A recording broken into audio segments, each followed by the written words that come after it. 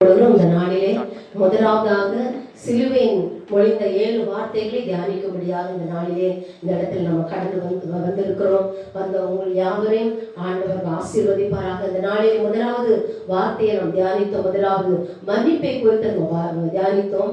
இரண்டாவது ரட்சிப்பை குறித்து நாம் தியானித்தோம். இன்றைக்கு என்னோடு கூட பரதேசியில் இருப்பாய் என்கிறதான ரட்சிப்பை குறித்து நாம் தியானித்தோம். மூன்றாவதாக ஒரு தாயினுடைய அன்பு எப்படிப்பட்ட அன்பு, அப்படிப்பட்ட ஒரு அன்பை குறித்து நம்ம தியானித்தோம். இந்த வேளையிலே நான்காவதாக எடுத்து வாசிக்கலாம். நான்காவதாக மத்திய 27ஆம் அதிகாரம் 46ஆம் வசனத்தை வாசிக்கலாம்.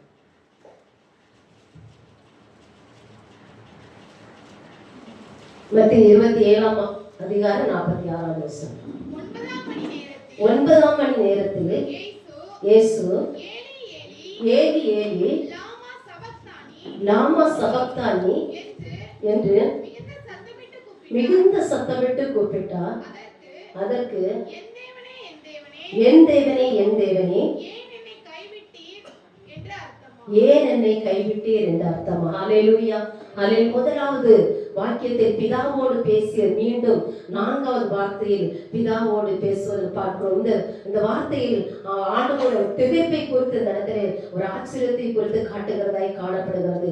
இயேசு பிறந்த பொழுது கூட இரவில் வெளிச்சம் உதித்தது என்று சொல்லி காலை 9 மணிக்கு சிலுவையில் உதித்தது என்று சொல்லி நம்ம வேதத்திலே பார்க்கிறோம். அதே போல இந்த நேரத்திலும் அந்த 9 மணி முதல் 12 மணி வரையும் சூரியன் அதிகமாய் பிரகாசித்தது என்று சொல்லி நம்ம பார்க்கிறோம். திடீரென்று 12 முதல் 3 மணி வரையும் இருள் சூழ்ந்ததாய் காணப்படுகிறதா.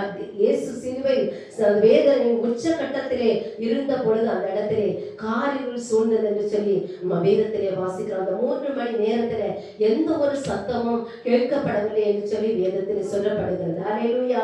அந்த இடத்துல பாத்தீங்கன்னா தலையை துலுக்கி அவன் உதட்டை பிடிக்க தலைகளை துலுக்கி இருளின் மக்கள் அனைவரும் ஆக்குனதா ஒரு காரியத்தை இந்த இடத்துல நம்ம பிதாவானவர் காரிருள் சிலுவை பகுதியை மறைத்து 3 மணி நேரம் கழித்து அவரே அந்த இருளை என்ன பண்ணாராம், அவர் அகற்றினதை நம்ம பார்க்கிறோம். ஹல்லேலூயா. இந்த இடத்துல என் தேவனே என் தேவனே ஏன் என்னை கைவிட்டீர் என்று சொல்லி இந்த இடத்துல நம்ம கூப்பிடுவதை பார்க்கிறோம். மதவாதிகள் அந்த இடத்துல இயேசுவை தற்பெருமையால் துரத்தினார்கள். அதிகாரிகள் அவரை ஆணவத்தால் துரத்தினார். ஆனாலும் ஆண்டவர் பாருங்க இந்த இடத்துல சொல்றான், நீதிமான் கைவிடப்பட்டதை நான் காணவில்லை என்று சொல்லி வேதம் சொல்லுகிறது. ஹல்லேலூயா. அது இயேசு என்ற நீதிமான் அந்த இடத்துல கதறுகிறதை நம்ம பார்க்கிறோம். ஹல்லேலூயா. இயேசு அடிக்கப்படுவதற்கு 1000 ஆண்டுகளுக்கு முன்பதாக தாவீது பரிசுத்த ஆவியினால் நிறைந்து சங்கீதம் 22ஆம் அதிகாரம் 1வது வசனத்தை எடுத்து வாசிக்கிறோம். அவன் பரிசுத்த ஆவியினால் நிறைந்த அந்த வசனத்தை அவன் எழுதுவதை நம்ம பார்க்கிறோம். என் தேவனே என் தேவனே ஏன் என்னை கைவிட்டீர், எனக்கு உதவி செய்யாமலும் நான் கதறி சொல்லும் வார்த்தைகளை கேளாமலும்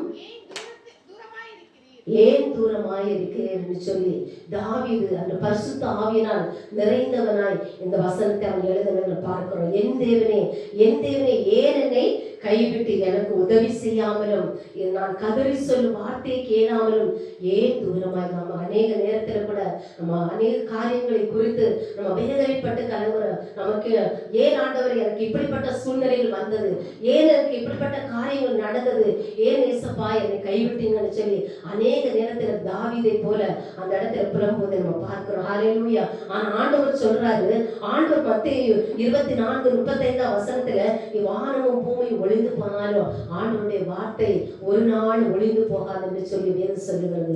அப்ப பாருங்க அந்த இடத்துல அந்த பழைய ஏற்பாட்டில் கூறிய தரிசனம் இந்த சங்கீதம் 22ஆம் அதிகாரத்துல நிறைவேறுது. அந்த பழைய ஏற்பாட்டுல கூறிய தரிசனங்கள் அப்படியே நிறைவேறுன்னு சொல்லி நம்ம வேதத்தில் நம்ம பார்க்கிறோம். ஹல்லேலூயா. முதலாவதாக அந்த ஏன் என்னை என் தேவனே ஏன் என்னை கைவிட்டின ஆண்டவர் அந்த இடத்துல அந்த சிலுவையிலே அந்த இடத்துல முன்பதாக சொல்லும்போது அந்த காரியங்கள் உண்டானதுன்னு சொல்லி நம்ம வேதத்திலே பார்க்கிறோம். அந்த 27:45 வசனத்துல 3 மணி நேரம் பூமி எங்கும் அந்தகாரம் உண்டானது என்று சொல்லி நம்ம பார்க்கிறோம். ஹல்லேலூயா. அந்த சூரிய கிரகணம் அல்ல, இந்த அந்தகாரம் இயற்கைக்கு மாறுபட்ட ஒரு அந்தகாரமாய் காணப்பட்டது. அந்தகாரம் என்று சொல்லும் போது காரிருளை குறிக்கிறது. ஹல்லேலூயா. நம்ம வீட்டுல இப்ப கரண்ட் போச்சுன்னா என்ன ஆகும், வீடெல்லாம் இருட்டா இருக்கும். வெளிச்சம் இருக்குமா? இருக்கவே இருக்கு. அந்த நேரம் இருட்டு இருந்துச்சுன்னா தூக்கம் இருக்காது. அதே போல நமக்கு பயமா இருக்கு. சின்ன பிள்ளைங்க நம்ம இருட்டுல என்ன பண்ணுவாங்க? பயப்படுவாங்க. அதே போலதான் இயேசு அந்த மூன்றாம் மணி நேரத்துல அந்த இடத்துல அந்தகாரம் இருந்த போது அந்த இடத்துல எந்த ஒரு வெளிச்சத்தையும் பார்க்க முடியவில்லை. அந்த இடத்துல இருளை மாத்திரம்தான் பார்க்க முடிஞ்சது. அதே போலதான் நம்முடைய வாழ்க்கையில கூட அந்த இருள் இருந்துச்சுன்னா நம்ம இயேசுப்பாவுடைய பிரசன்னத்தை நம்ம உணரவே முடியாது. அல்லேலூயா.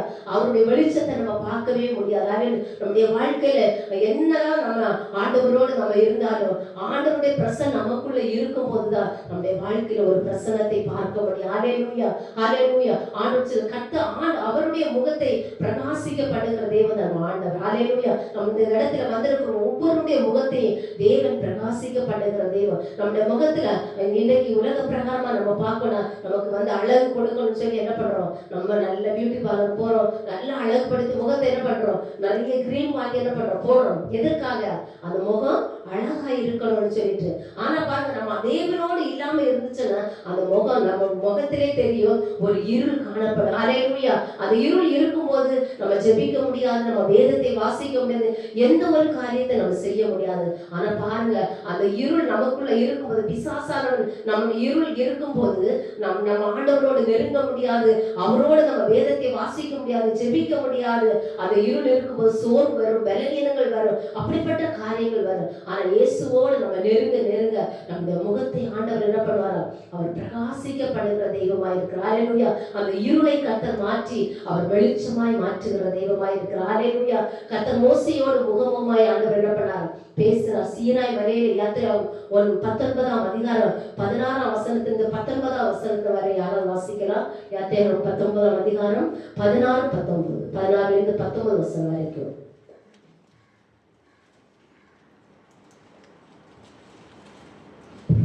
யாத்திரை 16ஆம் அதிகாரம் 19ஆம் அதிகாரம் 16லிருந்து 19 வசனம் இருக்கு. விடியற் காலத்தில் இடி முழக்கங்களும் மின்னல்களும் மகாபலத்த எக்கால சத்தமும் பாளையத்திலிருந்த ஜனங்கள் எல்லாரும் நடுங்கினார்கள்.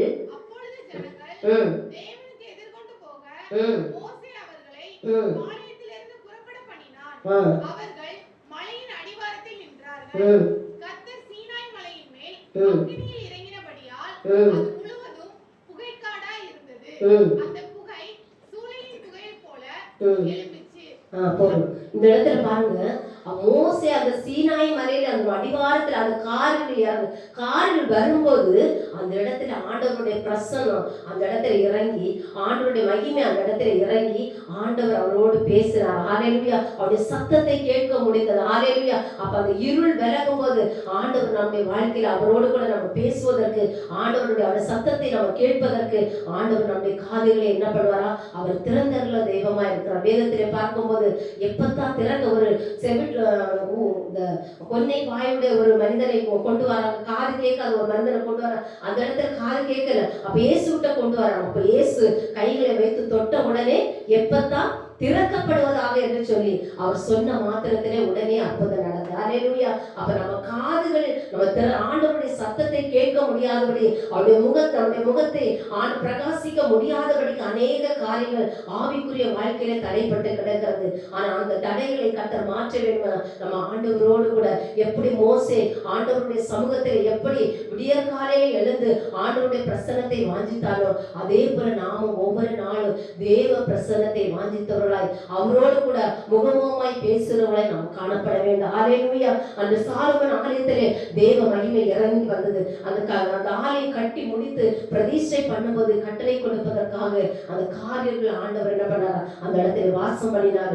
ஆண்டவர் அந்த கர்த்தருடைய ஆலயத்திலே ஆண்டவர் மகிமை அந்த இடத்துல நிரப்பிட்டு சொல்லிட்டு 1 ராஜாக்கள் 8ஆம் அதிகாரம் 11, 12ஆம் வசனத்திலே சொல்லப்படுகிறது. அப்ப ஆண்டவர் பாருங்க, அவர் நமக்கு ஜீவ ஒளியை கொடுப்பதற்காக இயேசு மரண இருள் தள்ளப்பட்ட ஹalleluya ஹalleluya அந்த ஒளியை நம்ம பெற்றுக்கொள்ள வேண்டும். அந்த ஒளியை நம்ம பெற்றுக்கொள்ளும் போது நம்ம ஆண்டவருக்காக நம்ம எழுப்பி பிரகாசிக்க முடியும். ஆண்டவர் சொல்றாரு, எழுப்பி பிரகாசி உன் ஒளி வந்தது, கர்த்தருடைய மகிமை உன்மேல் உதித்தது. அப்போ ஆண்டவருடைய மகிமை ஆண்டவருடைய மகிமை நம்ம மேல உதிக்கும் போது நம்மளிடத்தில் எந்த ஒரு இருளையும் பார்க்க முடியாது. ஹalleluya ஹalleluya நம்ம ஆண்டவரோட அவருடைய பிரசன்னத்தை நம்ம உணரும் போது எப்பொழுது தேவ சமூகத்தில் நம்ம எப்படி இருக்கலாம், அவருடைய பிரசன்னத்தை உணர்ந்தவர்களாய் இருக்க வேண்டும். அவருடைய பிரசன்னம் இறங்கி வரும்போது தேவ பிரசன்னத்தினால் பர்வதங்கள் மெழுகு போல உருகி போயிற்று. அவருடைய பிரசன்னம் இறங்கி வரும்போது எப்பேற்பட்ட இருளை ஆண்டவர் என்ன பண்ணுவாராம், அவர் மாற்ற வல்லமையுள்ள தெய்வம். ஹalleluya நம்முடைய வாழ்க்கையில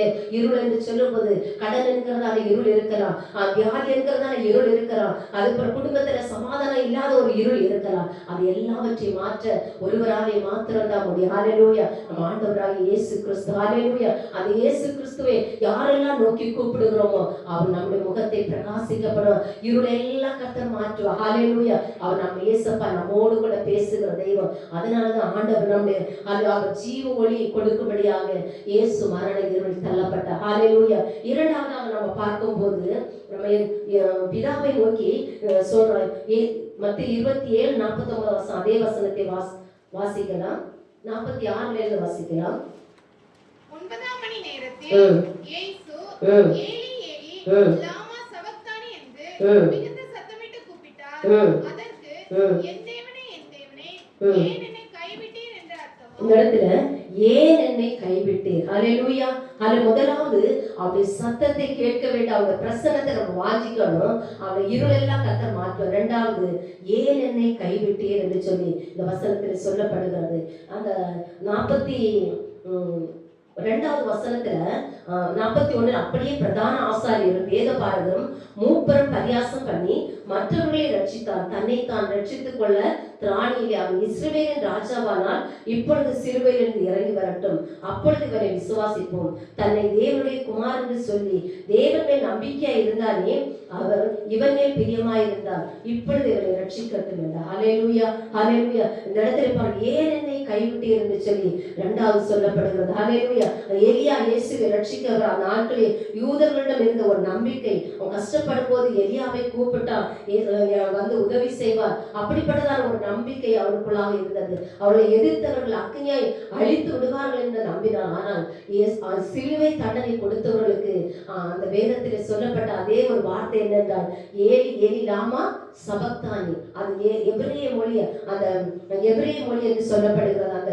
ஏலி ஏலி லாமா சபக்தானி என்று சொல்லி அந்த பிதாவை மட்டுமே அந்த இடத்துல வந்து இயேசுக்கு மாத்திரம் தான் தெரியும் இந்த வார்த்தை. ஹalleluya இந்த இடத்துல இயேசு எலியாவை கூப்பிடவில்லை, பிதாவை மட்டும் கூப்பிட்டார். நம்ம இன்னும் தூக்கிவிட இயேசு மாத்திரம் பிதாவிடம் இருந்த. ஹalleluya அவர் கைவிடப்பட்ட. ஹalleluya ஆண்டவர் சொல்றார், நான் உன்னை விட்டு விலகுவதும் இல்லை, நான் உன்னை கைவிடுவதும் இல்லைன்னு சொல்றார். அப்போ இயேசுப்பாவை நம்ம எப்பெல்லாம் நம்ம கூப்பிடுறோமோ அவர் நம்மை ஒரு நாள் கைவிடவே மாட்டார். ஹalleluya ஆண்டவர் சொல், தாய் உன்னை மறந்தாலும் தந்தை உன்னை மறந்து நான் உன்னை கைவிட வேண்டும், நான் உன்னை உள்ள கையிலே நான் வரைந்திருக்கிறேன்னு சொல்லி. ஹalleluya இயேசுப்பா நம்ம எப்பொழுதும் அவருடைய உள்ள கையிலே வரைந்திருக்கார். அவர் உள்ள கையில நம்ம வரைந்து வைக்கும் போது நம்ம எந்த இடத்துல நம்ம வெட்கப்பட்டு போகவே மாட்டோம். நம்ம மனுஷனை நம்ம கைவிட்டு விடுவாங்க, ஆனா இயேசுப்பாவை மாத்திரம் நம்ம என்ன பண்ணணும், நம்ம நம்பும் போது அவர் ஒருபோது நம்மை கைவிடவே மாட்டார். ஹalleluya அவர் கைவிடாத தெய்வம். ஹalleluya நீ என்னால் மறக்கப்படுவதில்லை என்று சொல்லி வேதம் சொல்லுகிறது. ஹalleluya அவர் நம்மை கைவிடாத தெய்வம், அவர் நம்மோடு கூட இருக்கிறார். ஹalleluya நம்ம ஆண்டவர் மேல மாத்திரம் அந்த எலியா பாருங்க, அந்த இயேசு அந்த இடத்துல வந்து எலியா அவன் உதவி செய்வா அப்படின்னு சொல்லி அந்த வசனத்துல தன்னை தேவனுடைய குமார் தன்மை நம்பிக்கை இருந்தானே அவர் இவன் மேல் பிரியமாயிருந்தார், இவனை ரட்சிக்கட்டும் என்று சொல்லி இந்த இடத்துல வசனம் சொல்லுகிறது. அப்ப பாருங்க அவங்க மனுஷன் மேல நம்பிக்கை வைக்கல, இயேசு பிதாவை மாத்திரம் நம்பி இருந்ததுனாலதான் ஆண்டவர் அவனை விடுவித்தார். ஹalleluya அந்த சிலுவை மரணத்திலிருந்து இயேசுப்பா விடுவித்தார். ஹalleluya தாவீது பயத்தில் இருக்கும்போது கர்த்தரிடத்துல முதிர்ந்த வயதில் என்னை தள்ளிவிடாமலும் தன்னுடைய பலன் ஒடுங்கும் போது கைவிடாமல் இருக்கணும்னு சொல்லிட்டு அந்த வேத வசன சங்கீதம் 71 அதிகாரத்துல சொல்லப்படுது. அப்ப பாருங்க ஆண்டவர் பாருங்க நம்ம எந்த எப்படி எப்பேற்பட்ட நம்ம வயது முதிர்ந்த நேரத்துல கூட தாவீது ஆண்டவரை மாத்திரம் தான் அவ இருக பற்றி கொண்டு இயேசப்பா நீ என்னை கைவிடாம என்ன ஆண்டவர் என்னை தள்ளிவிடாம என் பலன் ஒடுங்கும் போது கூட இயேசப்பா என்னை நீங்க சேர்த்துக் கொள்ளுங்க அப்படின்னு சொல்லிட்டு அவன் ஆண்டவரோடு அவன் வந்து உரையாடலை பார்க்கணும். சங்கீதம் 71:18 சங்கீதம் 9:10 கர்த்தர் தம்மை தேடுகிறவர்களை ஒருபோதும் கைவிட மாட்டார். ஹல்லேலூயா. யாரெல்லாம் கர்த்தரை தேடுகிறோமோ அவர்களை ஒரு நாள் ஆண்டவர் என்ன பண்ணாரு? கைவிடவே மாட்டார். ஆண்டவர் சொல்லி என்னை தேடினா நீங்கள் கண்டுபிடிப்பீர்கள் சொல்லி வேதம் சொல்லும். அப்போ நம்ம ஆண்டவர் நம்ம தேடுகிறவர்களாய் இருக்க வேண்டும். நம்ம தேடும் முதலாவது தேவனுடைய ராஜ்யத்தை அவருடைய நீதி தேடுங்கள், அப்பொழுது யாவும் கூட கொடுக்கப்படுச்சு. அப்ப முதலாவது நம்ம தேவனை நம்ம தேடுகிறவர்களாய் இருக்கும்போது ஆண்டவர் நம்மை ஒருபோதும் அவர் நம்மை கைவிடவே மாட்டார். ஹல்லேலூயா. அவர் கைவிடாத தெய்வம். ஹல்லேலூயா. அவர் நேற்று நின்றும் என்றும் மாறாத தெய்வம் நம்ம ஆண்டவராக இயேசு கிறிஸ்து. முதலாவது நம்ம ஆண்டவர் நமக்கு வெளிச்சத்தை கொடுக்க அவர் மரண இருள். ஹல்லேலூயா. நமக்கு அவர் வெளிச்சத்தை கொடுக்க, ஒளியை கொடுக்க அவர் மரண இருள் இயேசு மரித்தார். ஹல்லேலூயா. இரண்டாவதாக ஆண்டவர் அவர் நம்ம கைவிட்ட சூழ்நிலை நம்ம கூட நிறைய நேரத்துல மனுஷங்களை நம்பி ஐயோ எனக்கு இப்படி உதவி செய்வார்கள், அவருக்கு உதவி செய்வார்கள் சொல்லி நம்ம நம்புவோம். ஆனா அவங்க கைவிட்டு விடுவாங்க. ஹல்லேலூயா. வேதத்தில் மனுஷனை நம்புவதை பார்க்கிறோம் கர்த்தர் பேர் பற்றுதலாய் இருப்பதே நலம் என்று சொல்லி வேதம் சாப்போம். நம்ம யார் மேல நம்பிக்கை வைக்கணும்? கர்த்தர் மேல நம்ம நம்பிக்கை வைக்க வேண்டும். ஹல்லேலூயா. 100க்கு 100 ஆண்டவர் மாத்த நம்ம நம்பிக்கை வைக்கும் போது அவர் நம்மை ஒரு நாள் நம்மை கைவிடவே மாட்டார். ஹல்லேலூயா. ஆண்டவர் உங்களை வைக்கப்பட்ட இடத்துல கீர்த்தியும் புகழ்ச்சியுமாய் ஆண்டவர் வைப்பார். ஹல்லேலூயா. கடைசியா நம்ம பார்க்கும்போது யோவான் 8ஆம் அதிகாரம் 16-19 வசனத்தை வாசிக்கலாம். யோவான் 8:16-19. யோவான் 8ஆம் அதிகாரம் 16ஆம் வசனம் 19ஆம் வசனம். நான் நியாயம் தீர்த்தால் என் தீர்ப்பு சத்தியத்தின்படி இருக்கும். ஏனெனில் நான் தனித்திருக்கவில்லை, நானும் என்னை அனுப்பின பிதாவுமாக இருக்கிறோம். இரண்டு பேருடைய சாட்சி உண்மை என்று உங்கள் நியாயப்பிரமாணத்திலும் எழுதி இருக்கிறதே. அந்த இடத்துல பரலோகத்தில் இருவர் எப்படி ஒன்றாய் இருக்கிறாரோ அப்படி இயேசு பூமியில் இருந்தபோது ஒன்றாகவே இருந்தார் என்று சொல்லி, இயேசு வாழ்ந்த பிதாவுடன் இடைவிடாமல் ஐக்கியம் கொண்டிருந்தார் என்று சொல்லி மூன்றாவதாக பார்க்கிறோம். ஹல்லேலூயா. அப்போ ஒன்றாக இருந்த பிதாவுக்கும் குமாரனுக்கு இடையே பிரிந்திராத ஒரு உறவு காணப்பட்டது என்று சொல்லி நம்ம வேதத்தில். ஹல்லேலூயா. இந்த மனுக்குலத்தின் பாவம் குறுக்கிட்டதால் மிக சிறிய ஒரு காலத்தில் பிளவுபட்டது. ஆனால் நம்முடைய பாவத்தை இயேசு சிலுவையில் சுமந்து நமக்காக இயேசு பாவமாக்கப்பட்ட போது அவர் பிரதிநிதிய பிதாவே என் தேவனே என்று அழைத்தார். ஹல்லேலூயா. நாம் இயேசுவை அப்பா பிதாவே என்று சொல்லி கூப்பிடப்படுகிற புத்திர சிவகாரத்தை ஆண்டவர் என்ன பண்றாரு? அவர் நமக்கு கொடுத்திருக்கிறார், உரிமை நமக்கு கொடுத்திருக்கிறார். அந்த சொந்த பிதாவை தேவனே என்று அழைக்கும் நிலைமைக்கு தள்ளப்பட்டார். எல்லாவற்றையும் பொறுமையோடு சந்திக்க இயேசுவால் பிதாவிடமிருந்து ஆண்டவர் என்ன பண்ணாரு? அவரிடத்தில் கற்றுக்கொண்டதை நம்ம பார்க்கிறோம். ஹல்லேலூயா. அவர் இயேசு உலகத்தின் சாபங்கள் அனைத்தையும் பிதா இயேசுவின் மூலம் வைத்ததினால் அந்த சாபங்கள் பிதாவின் முகம் மறைக்கப்பட்டதினால இயேசுவின் பாடு உச்சகட்டத்திலே நம்முடைய அக்கிரமங்கள் அவர் மேல் சுமத்தப்பட்டவங்க, தேவனின் நியாய தீர்ப்பு அவர் மேல் விழுந்தது என்று சொல்லி நம்ம பார்க்கிறோம். ஹல்லேலூயா. ஹல்லேலூயா. அப்ப நம்ம பிதாவுக்கும் இயேசுக்குள்ள ஒரு உறவு சரியாய் இருக்க, நம்ம ஒன்றாய் இருக்க வேண்டும் என்று சொல்லி வேதம் சொல்லுகிறது. அந்த நம்ம ஒன்றாய் இருக்க முடியாதபடிக்கு இடையே பாவம் நமக்கு தடையாய் காணப்படுகிறது. ஏசாயா அதிகாரத்தில் சொல்லப்படுகிறது, உங்கள் பாவங்களே உங்களுக்கு தேவனுக்கு நடுவாக பிரிவினை உண்டாக்கப்படுகிறது சொல்லி வேதம் சாப்போம். நம்முடைய பாவங்கள் தேவனுக்கும் பிதாவுக்கும் ஆண்டவருக்கும் இடையே காணப்படுகிறது. அந்த உறவை என்ன பண்ணுதா? அது பிளக்க செய்கிறதா இருக்கிறது. ஹல்லேலூயா. அநேக நேரத்துல நம்ம ஆண்டவரை நம்ம விசுவாசிக்கிறோம், நம்ம ஆலயத்துக்கு வருகிறோம், எல்லாமே சரி. ஆனா என்ன பண்ணுவோம்? சில நேரத்துல நம்ம பாவத்திலே விழுந்து விடுகிறோம். ஹல்லேலூயா. பாவத்திலே விழுந்து விடும்போது நம்ம அநேக காரியத்திலே நம்ம சிக்குண்டு அதிலிருந்து வெளியே வர முடியாதபடிக்கு அந்த பாவங்கள் தடையாய் காணப்படுகிறது. ஹல்லேலூயா. ஹல்லேலூயா. தாவீது சுத்த இருதயத்தை நினைத்தந்து நிறைவேறமான ஆவி என்னுள்ளத்திலே புதுப்பியும் பாவியாக என்மேல் கிருபையாய் இறங்கும் என்று சொல்லி அந்த தாவீது தன்னை பாவத்திலே விழுந்த போது தன்னை உணர்த்தி அவன் செபிக்கிறான். இந்த நாளில் ஆண்டவரே ஏசப்பா, உங்களோடு கூட இருக்கிற ஐக்கியம் சரியா இருக்கணும் ராஜா. உங்களோடு இருக்கிற உறவு, நம்ம ஜெபத்தில் எப்படி இருக்கிறோம், நம்ம வேதத்தை நம்ம வாசிக்கிறது நம்ம எப்படி இருக்கிறோம், ஆண்டவரோடு கூட உறவு வைப்பதிலே நம்ம எப்படி இருக்கிறோம் என்பதை இந்த நாளிலே நம்ம சிந்தித்து நம்ம பார்க்க வேண்டும். ஹல்லேலூயா. இந்த நாளிலே ஆண்டவர் இயேசுவின் ரத்தம் சகல பாவங்களை நீக்கி நம்மை சுத்திகரிக்கும் என்று சொல்லி சொல்லப்படுகிறது. ஹல்லேலூயா. ஆண்டவர் நம்முடைய பாவத்தை அவர் சுத்திகரிக்க அவர் உண்மையும் அவர் நீதியும் உள்ள தெய்வமாய் இருக்கிறார். ஹல்லேலூயா. ஹல்லேலூயா. அதனால நம்ம ஒவ்வொரு நாளும் தேவனோடு கூட இருக்கிற உறவு நம்ம சரியாக இருக்கும்போது ஆண்டவருக்கு நமக்குள்ள கணக்கு சரியா இருந்தாதான் நம்ம ஏசப்பாவோடு நம்ம பேச முடியும். ஹல்லேலூயா. அவரோடு கூட நம்ம உறவு வைத்துக் கொள்ள முடியும். ஹல்லேலூயா. அநேக நேரத்துல அவரோட உறவு வைத்துக் கொள்ள முடியாதபடிக்கு அநேக காரியங்கள் அதற்கு தடையாய் காணப்படுகிறது. இந்த நாளிலே தேவ கரத்திலே நம்ம ஒப்பு கொடுப்போம். ஆண்டவரே, இந்த நாளில் என்னை பரிசுத்தப்படுத்துங்க ஆண்டவரே. உம்முடைய ரத்தத்தினால என்னை கழுவுங்க ராஜா ஆண்டவரே. அப்ப என்னிடத்தில் இருக்கிற பாவங்களை நீர் என்னுடைய பாவங்களுக்காக, என்னுடைய அக்கிரமங்களுக்காக, என்னுடைய மீறுதல்களுக்காக நீங்க அடிக்கப்பட்டீங்கப்பா, நொறுக்கப்பட்டீங்க ராஜா ஆண்டவரே. இந்த நாளில் என்னை முழுவதுமாக என்னை ஆண்டவருடைய சமூகத்திலே நான் அர்ப்பணிக்கிறேன் என்று சொல்லி எல்லாரும் ஆண்டவருடைய கரத்திலே எல்லாரும் எழுந்து நின்று ஒரு நிமிடம் ஆண்டவரை நோக்கி நம்ம பார்ப்போம். ஹல்லேலூயா.